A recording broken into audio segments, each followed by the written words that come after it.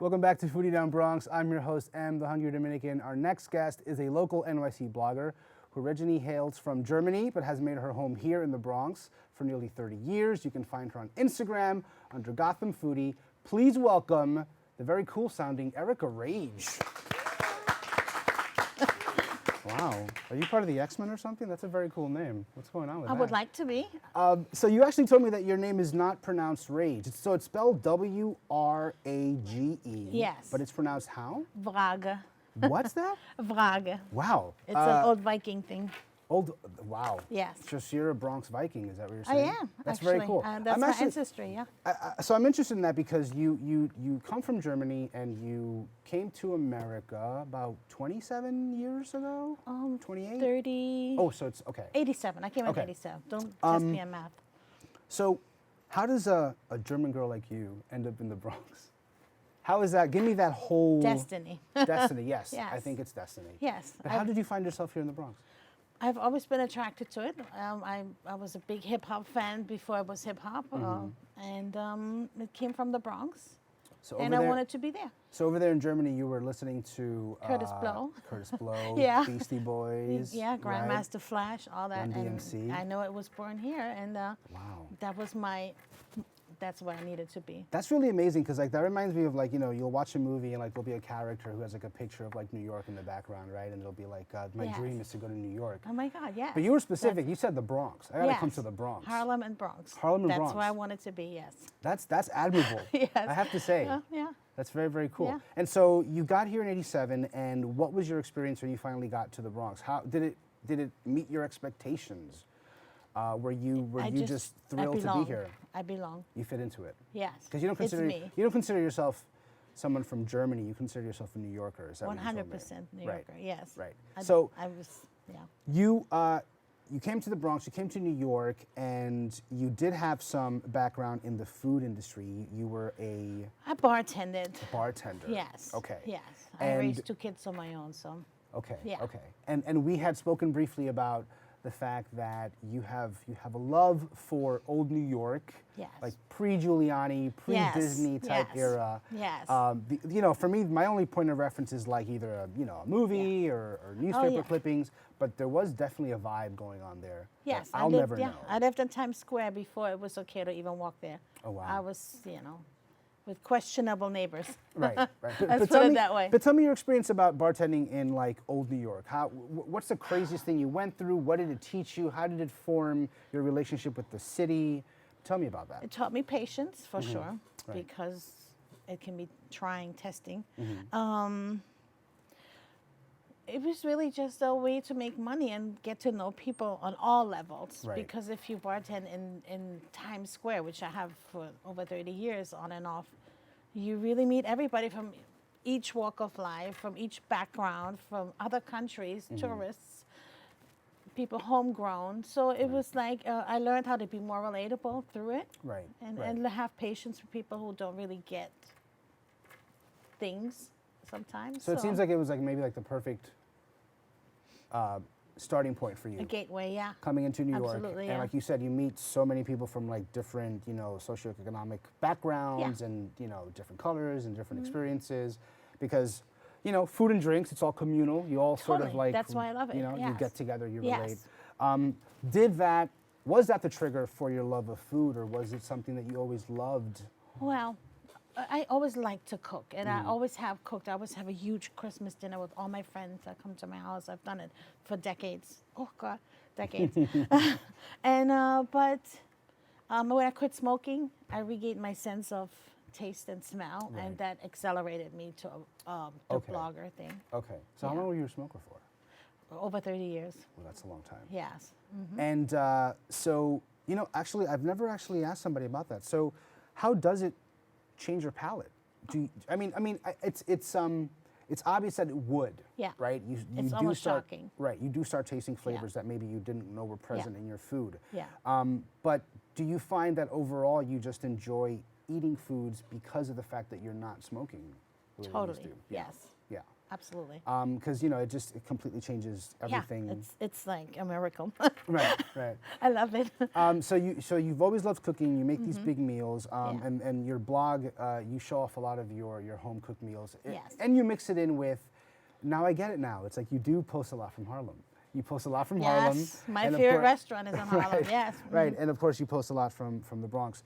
Now, I do know that you tend to be a little bit more finicky with certain foods that you go out to eat because you feel like you cook them better, right?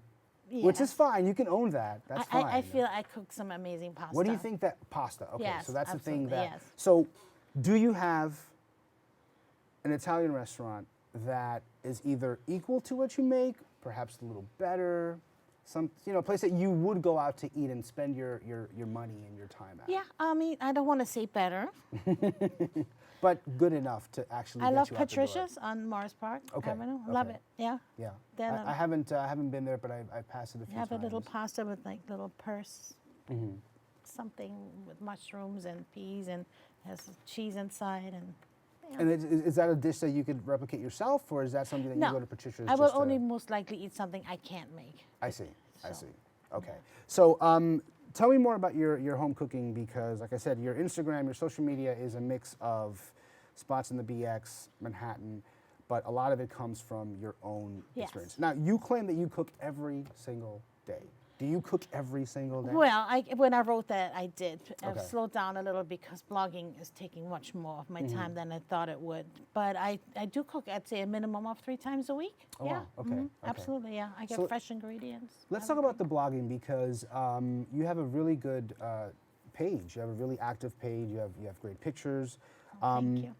Social media, did it come naturally to you? Yes. Because you had your blog before Instagram? I had my Instagram first, but I was Okay. just putting funny pictures, and I kind of revamped it after I started my blog. Right. And I just love taking pictures, and I like to challenge myself to be Right. better. Right. So do you with feel each like picture. do you feel like you create dishes that that you know you're going to put on Instagram, so you're sort of pushing yourself a little more to either perfect the recipe or when it comes to taking pictures, take the best picture you can? I always try to take the best picture I can, but my main focus on posting home cooked meals is to show people that it can be really easy to make something really delicious, and it doesn't have to take insane,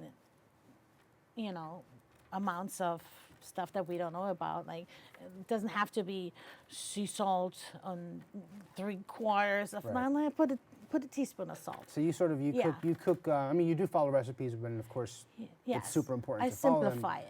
But you tend to go sort of instinctually, like you cook sort of like Yeah. a lot of people in my family just sort of they Yes. whatever a dash Some of salt means recipes, to them, yes. they just that's their Yes. version of a But dash I of do salt. take also recipes from other chefs, celebrity chefs or whoever I like, and Right. I recook their recipes. I see. And sometimes if you read it in a cookbook or even on the internet, it just seems so confusing that people give up. Right. And I try to take that recipe, simplify it, and put the pictures there for you to make it yourself. Right. So you can make something that Marcus Samuelson cooked in his kitchen, and it's really not that hard. Right. So that's what I'm trying to portray. I started cooking more recently because I had mentioned to you that I want to start being more of an active eater as opposed to a passive Yes, eater. that's I want to excellent. really Yeah, know that makes so much sense. what chefs the blood, sweat, and tears that they put into the meal they're making me. So, and also because there's empathy, right? You want to empathize with these people. You want to know what they're going Yes, through, and totally. you also don't want to just have like a blank stare when they throw like a word at you that you don't even know what it means. And you're like, oh, Mascarpone. thank you, yeah, thank you, chef. But one of the reasons that it took me a long, long time to start cooking consistently is because I would look at a recipe and I would be scared to death, Exactly. right? Everything was just so specific, Yes.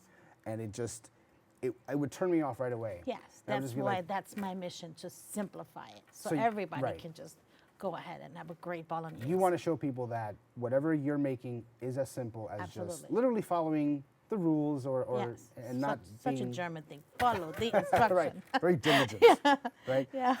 You mentioned that you do recreate a lot of dishes from famous chefs. Yes. So tell me who you are a big fan of specifically? Wow. Specifically, We've covered Marcus, right? So Samuelson, Yes. I'm assuming you well, are I a like fan. all the, not all, I can't say all, but I'm a follower of the Top Chef, Bravo Top Chef chefs. I seek them out. I buy their cookbooks and stuff. They're just all accomplished before they even get on the show. Right. So if I'm in a different city or something, I'll Google and see if they're there. And I've never been disappointed. Amazing. That makes you a super fan, doesn't it? That makes It you does not. that makes you someone It who's makes like me an admirer, admirer? of the craft. that's a super fan. That's And- someone who looks up and like, oh, so and so's well, gonna be. Okay, I'll take it. So Samuelson and he has, of course, I believe it's Street Bird in.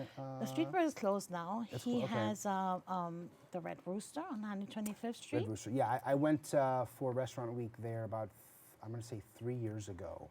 It was a lovely experience. He changes the menu all the time, and everything is just really good there. And I think he has another one in New Jersey. Okay. So who else are you a fan of? Who else? What other dishes do you recreate? Everything. Honestly, there is no limit. If I get in the mood of something that I want to eat, and then I try and find a recipe. I like Emeril Lagasse. I've cooked like hundreds of his recipes already. I love him.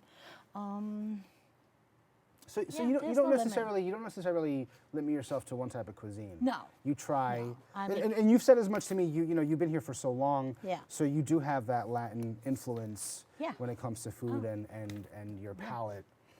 What's your favorite Latin dish to make? Probably just a penne. Pernil. That's an Yeah. excellent answer. But- That's the best answer you Yeah. can give me. I love pernil. Yeah, That's with the best.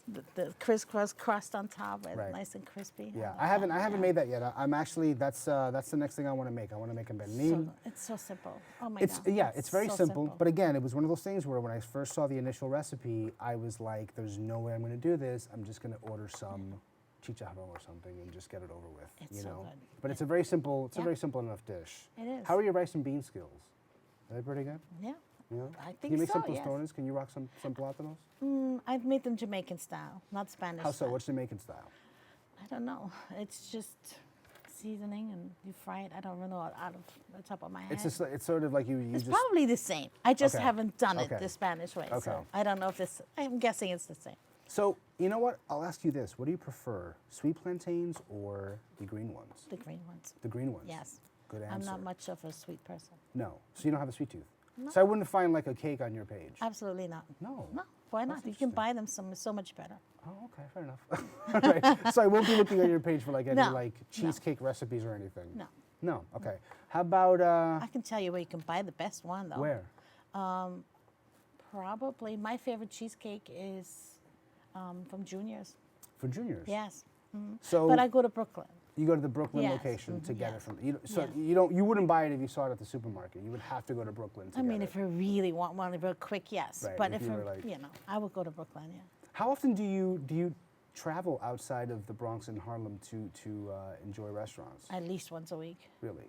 Probably more like 2-3 times What's a the last restaurant you went to that wasn't Harlem or Bronx based? Oh, in Philadelphia. In Philly. Yeah. Okay. I And where went did to you go Royal there? Boucherie by Okay. Nicholas Elmy, Top Chef. Top Chef. Yeah. Once again, making you a super fan. You're a total super fan. Yes. Yes. Okay, so let's get back to, let's stick with like the whole plantain theme. Yes. Do you like mofongo or mango? What do you prefer? I'm not gonna tell you that I You know the have difference. to. You have to, because I feel you don't know. You don't feel like you know it enough to. No, I don't think I've cooked Dominican food that way. You've never cooked Dominican No. food? Is that what you're saying? I'm going to now. I mean, I would hope so. Yes, I'll cook some and I'll bring you some. I feel like And you wh- can be the judge. that's fine. Yes. I'll happily be the judge. I feel like that to me is a make or break question when I ask Yeah. people. I'm like Oh, mofongo, yeah. mango, and then that defines the I've had future of our mofongo. relationship. Do you like mofongo? Yes. Yeah. Do you Yeah. like mango? I don't know. I don't think I've ever had that. I'm gonna be stuck on there for the whole day. Oh, that's You've not never nice. had mango? I'm gonna have to ask your daughter to please give you mango as soon Yes. as possible, Well, yes. because things have to change here, so that we Okay, may continue our friendship. Let's do it. I'm down. Tell me where to go. Excellent. Send me a recipe. I'm down. Fantastic. Fantastic. Stay connected with Erica on Instagram at Gotham Foodie and check out her blog at gothamfoodie.com. Well, that's all for the show, folks. Thank you again for tuning in, and thank you to my guests for joining me today. Tune in every Thursday at 6:30 p.m. here on BronxNet Optimum 67 and FiOS 33. Also, tune in on the go at bronxnet.org and find us on YouTube. From BronxNet to the world, this is Foodie Down Bronx. I'm your host, the Hungry Dominican. Remember to feed your mind, feed your body, and if you see me coming along, Erica, feed me. Adios. Bye, guys.